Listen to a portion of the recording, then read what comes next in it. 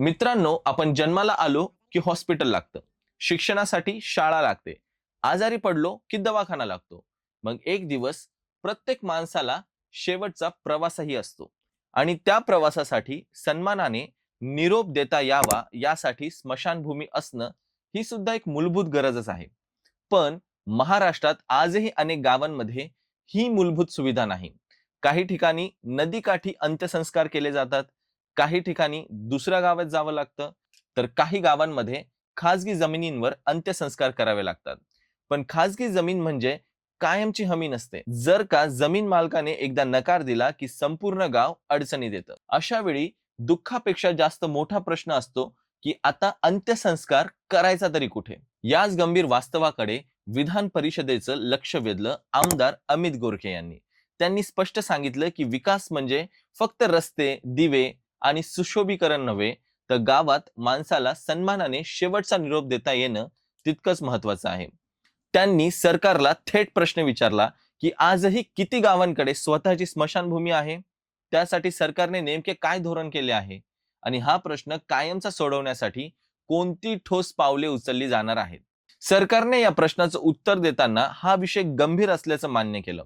त्यानंतर काही महत्वाचे निर्णय जाहीर करण्यात आले. सर्वप्रथम ज्या गावांमध्ये स्मशानभूमी उपलब्ध नाही त्यांची माहिती जिल्हानिहाय गोळा करण्याचे निर्देश देण्यात आले आहेत.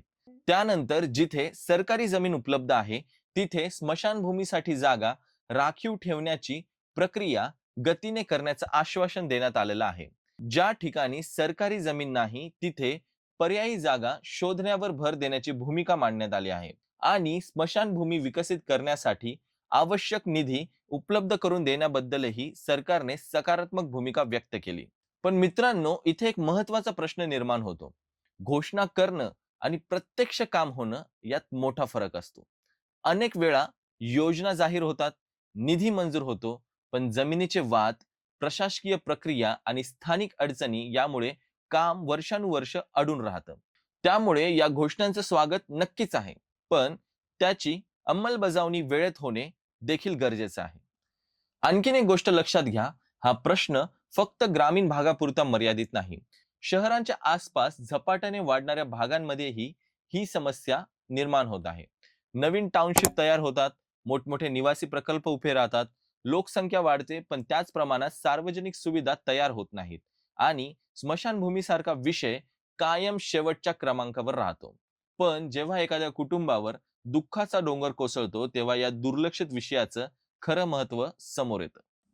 तर मित्रांनो, आजच्या विषयातला खरा सॉर्ट आउट हाच आहे की विकासाची व्याख्या आपण बदलली पाहिजे.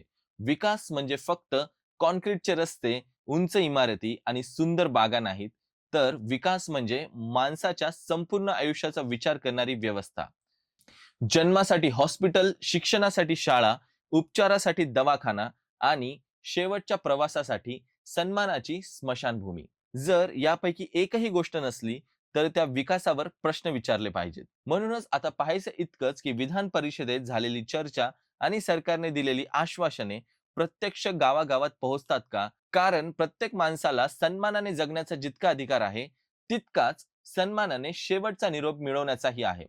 अशाच महत्त्वाच्या व्हिडिओजचं सखोल विश्लेषण पाहण्यासाठी आपल्या सॉर्ट आउट चॅनलला सबस्क्राईब करायला विसरू नका.